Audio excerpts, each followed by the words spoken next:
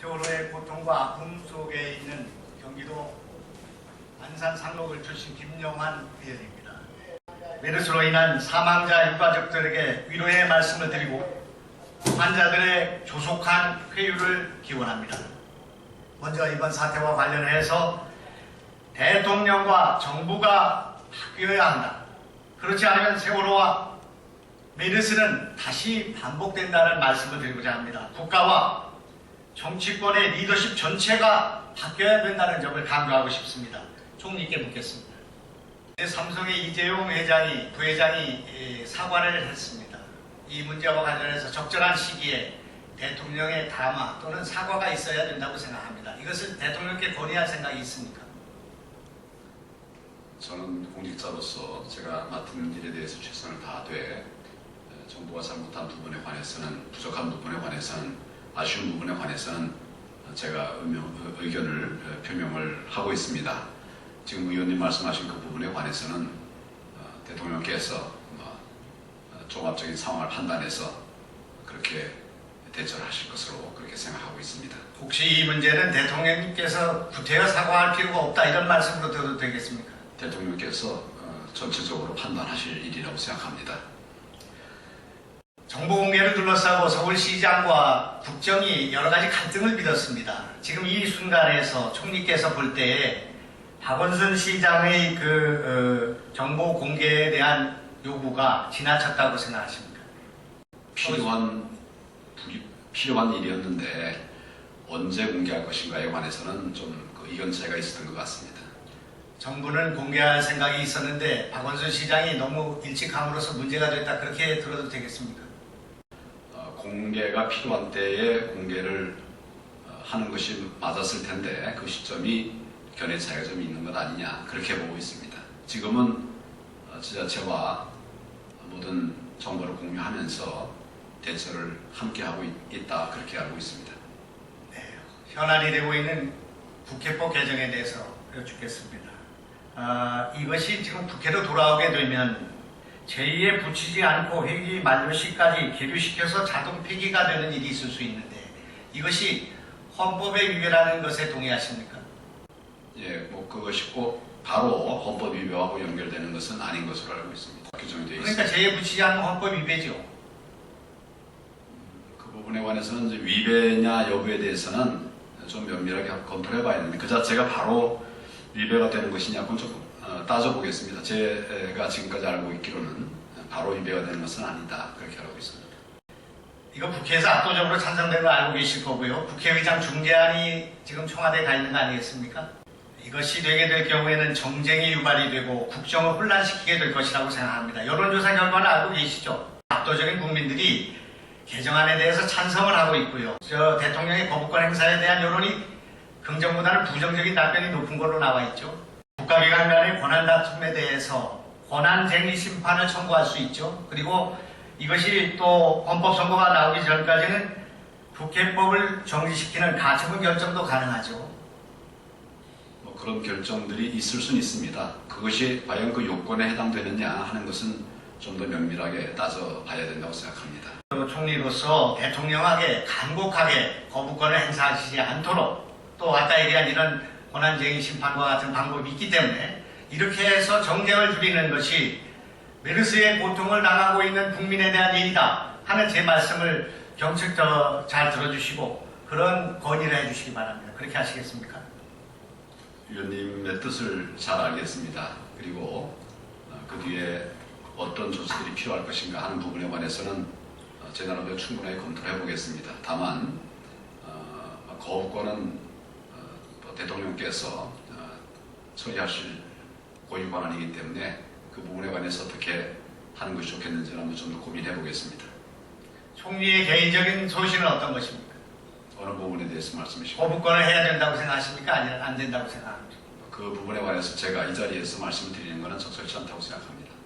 메르스 사태와 세월호 사태가 너무 닮아 있습니다. 뭐가 제일 닮았다고 생각하십니까? 국민들께서 큰 고통을 겪고 계시다 하는 점에서 닮은 부분이 있다면 그런 부분이 아닐까 싶습니다. 메르스와 세월호는 인재라는 점에서 닮아있다고 생각합니다. 초동대처, 골든타임 로스, 그리고 국가의 컨트롤 타워의 부재 등 유사한 점이 많이 있다고 생각합니다. 컨트롤 타워는 국무총리 나다 이렇게 말씀하셨죠. 지금으로서는 저는 총리에 임명돼 있기 때문에 제가 책임의식을 가지고 이 문제를 끌어가야 된다. 이런 관점에서 그렇게 말씀을 대통령께 칭찬 들으셨습니까? 뭐 그런 부분은 제가 말씀드릴 내용도 아니고 그런 것은 기준이 되질 않습니다. 대통령은 언제 컨트롤 타워가 되시는 겁니까? 위기에는 지도자가 숨지 않는 법입니다. 지도자가 있음으로써 국민이 안정이 되고 대통령께서 고민하는 모습을 가질 때 국민들은 메르스를 퇴치할 수 있는 용기를 얻을 수 있다고 생각합니다. 지역 감염이 없다, 공기 감염이 없다 이런 것에 집착한 나머지 2m 이내에 1시간 이상 함께한 사람들만 격리 조처한 최초의 이 기준이 잘못되었다고 생각합니다. 어떻게 생각하십니까? 면밀한 조사가 필요하다고 생각하고 그러나 현재로서는 그런 검토보다도 그런 우려가 없도록 더 광범위하게 광폭으로 이렇게 대처를 해나가야 된다고 생각을 해서 그렇게 지금 대처를 하고 있습니다. 5월 20일 일본 환자가 최초로 확진이 되었을 때 삼성의료원에서 확진이 됐습니다. 그 전까지는 우리가 알 수가 없는 거기 때문에 확진이 되었을 때 그분이 거쳐온 평택성모병원을 포함한 병원들을 코호트했어야 되는 것입니다. 그러면 한 명으로 그칠 수 있는 사건이었습니다. 2차 방어선은 5월 27일 14번 환자가 삼성병원에 입원을 했을 때 일본 환자처럼 격리실에다 뒀으면 하나도 삼성에 확산이 되지 않았을 것입니다. 그런데 이걸 철저하게 격리하지 않고 코호트를 삼성병원 응급실이라도 설치했더라면 우리는 환자를 적어도 20-30명 안에서 잡을 수 있는 그런 기회가 있었다고 생각합니다. 2차 방어는 삼성서울병원 격리실을 격리하고 코호트 격리를 실시하는 것이 2차 격리였다. 이렇게 생각합니다. 제 생각에 동의하십니까? 격리 범위를 어떻게 할 것인가 이 부분에 관해서는 이제 아쉬운 부분들이 좀 있습니다. 초기에 질병관리본부 보건복지부 장관이 삼성의료원을 코호트해요. 삼성의료원을 관리하고 끌어갑니까? 정부가 삼성에 끌려다녔기 때문에 오늘 이 사태가 일어났다고 생각합니다. 정부가 삼성을 끌고 가야 하는데 삼성이 정부를 끌고 갔기 때문에 오늘 이 사태가 왔다 하는 제 견해에 대해서 동의하십니까? 이 사태가 종식이 되고 나면 곧바로 한번 검토를 하도록 하는 것이 필요하다 생각합니다. 정부 14번으로 돌리고 있습니다만은 일본 환자가 온 곳에는 전부 메르스가 발생했습니다. 삼성의료원만 발생하지 않았습니다. 이 감염 경로와 역학조사가 새롭게 필요하다 하는 말씀에 동의하십니까? 면밀한 조사가 더 필요하다고 생각합니다. 일본 환자가 입원한 평택, 성모, 365 열린병원, 아산서울병원 모든 감염자가 발생했습니다. 30분 들려갔던 것도 다 감염자가 발생했거든요. 그리고 응급실을 17일날 들어갔다가 18일날 10시간에 다시 응급실로 왔고 50시간을 삼성병원에 체류했습니다.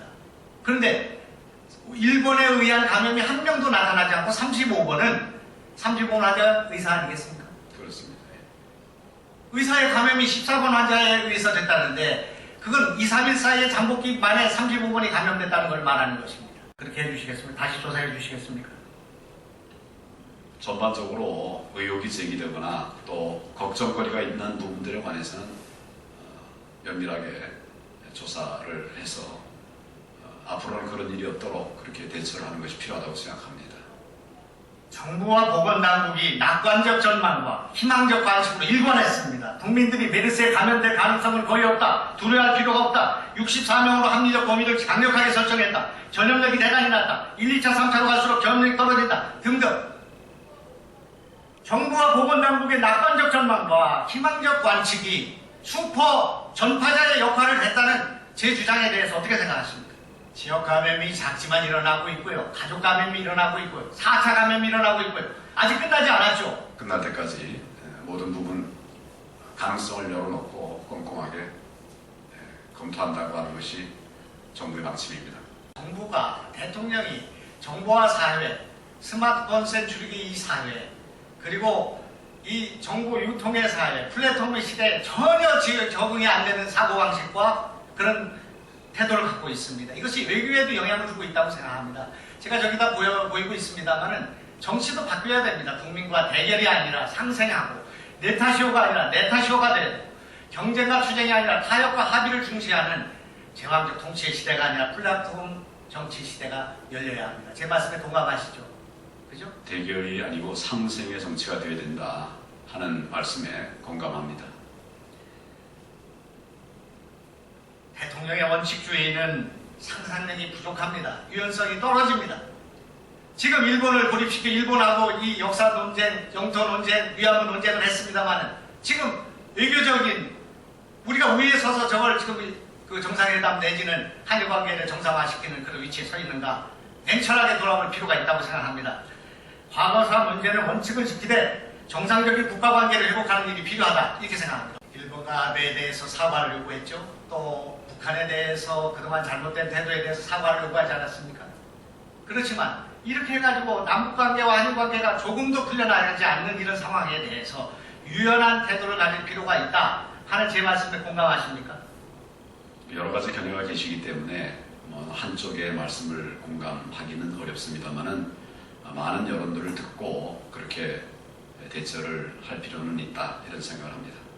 송환종 리스트의 수사의 핵심은 대선 자금 또 리스트에 나온 사람들의 명단이죠. 리스트가 수사의 단초가 되었습니다만은 기본적으로 그 사건은 비리에 관해서 검찰이 의지를 가지고 수사를 진행하고 있는 것으로 알고 있습니다. 총리가 임명된 지 하루 만에 세월호 집회를 주도한 4.16연대를 경찰이 압수수색했고요. 박원순 서울시장을 검찰에 소환했고요. 그리고 야당 핵심 인사를 소환하고 있고요. 리스트에 나오지 않은 야당 대표를 소환하는 이런 일들이 벌어지고 있습니다. 총리의 지금 총리 인준과 이것이 관계 있습니까 없습니까? 저하고 직접 관련이 있는 일은 아니고 정부의 각 기관들이 필요한 규정에 따라서 그렇게 조치들을 해나가는 것으로 그렇게 생각을 합니다. 지금은 박정희 대통령이나 김대중 대통령 같은 영우의 시대가 아닙니다. 지금은 계몽군주 시대가 아니고 플랫폼의 시대, 스마트 시대입니다. 변화의 속도가 광속처럼 빠르고 쌍방향 실시간으로 교류되면서 혁신의 강도가 벼락 같은 시대를 살고 있습니다. 그런데 대통령이 그런 시대에 대한 인식이 없이 아니오라고 말하는 국무위원이 한 사람도 없이 토론이 없이 정보의 유통이 없이 이렇게 해서 사태를 키우고 사건을 이렇게 인재로 만들고 있습니다. 의원님 걱정하시는 그런 어두운 상황은 아니라고 생각하고 또 앞으로도 지금 의원님 말씀하신 그런 부분들을 충분히 감안해서 국정을 이끌어가도록 그렇게 노력을 하겠습니다. 세월호 이전과 이후가 달라져야 한다고 했듯이 제발 메르스 이후에는 대한민국이 달라져야 됩니다. 그 정점에 총리가 계십니다. 국민과 맞서지 말고 상생연대하고 국회와 대결하지 말고 협조를 구하고 야당을 몰아붙이지 말고 국정 파트너로 삼아야 합니다. 전적으로 다 동의합니다. 내가 승리하는 것이 중요한 것이 아니라 우리가 승리하는 것이 중요하다고 생각합니다. 내가 대통령이 빛나는 것이 아니라 국민이 빛나는 나라를 만들어야 된다고 생각합니다. 그렇게 생각하시죠? 지금 정부의 목표도 국민의 행복에 두고 있습니다. 내 탓이오가 아니라 내 탓이오라고 생각하는 정치를 실현해야 되고 일방통행과 대결의 정치가 아닌 타협과 합의의 정치를 추구해야 된다고 생각합니다. 문제를 일으키는 정치가 아니라 문제를 해결하는 정치를 해야 된다고 생각합니다. 소모적 정쟁의 정치가 아니라 생산성과 결과물을 만들어내는 그런 정치를 해야 된다고 생각합니다. 이것도 동의하시겠죠? 의원님 말씀하시는 방향의 국정이 이루어질 수 있도록 그렇게 노력을 하겠습니다. 이번에 정보 공개는 하지 않을 수 없는 일이었습니다. 대통령과 정부만이 공개가 안 되고 있다고 믿고 있었을 뿐이지 플랫폼에서, SNS에서, 카톡에서 국민들은 어디에 어느 병을 거쳐서 어디서 메르스가 발생했는지를 다 알고 있었습니다. 이 벌거벗은 임금님과 같은 대통령과 정부가 이것을 통제할 수 있다고 믿는 이 시대 정신과 시대를 제대로 읽지 못하는 것이 오늘의 이 사태를 키웠다고 생각합니다. 어떻게 생각하십니까? 정보 공개의 시점에 관해서 좀 견해가 달랐던 부분에 관해서 아쉬운 부분이 있다는 말씀을 거듭드렸습니다. 개방과 상생의 출발점은 국민과의 연대라고 생각합니다. 국민과 연대하시기 바랍니다. 그렇게 하시겠습니까? 국민과 함께하는 국정이 되도록 노력을 하겠습니다. 앞으로 메르스와 같은 바이러스는 또 올 것입니다. 세월호와 같은 사건, 사고는 우리 앞에 올 거라고 생각합니다. 우리는 리더십을 세워야 된다고 생각합니다. 국민의 신뢰를 받는 대통령과 리더십, 정부를 가질 때 이 문제를, 위기를 극복할 수 있는 컨트롤 타워를 가질 수 있다고 생각합니다. 대통령이 나라의 위기의 컨트롤 타워가 되시기를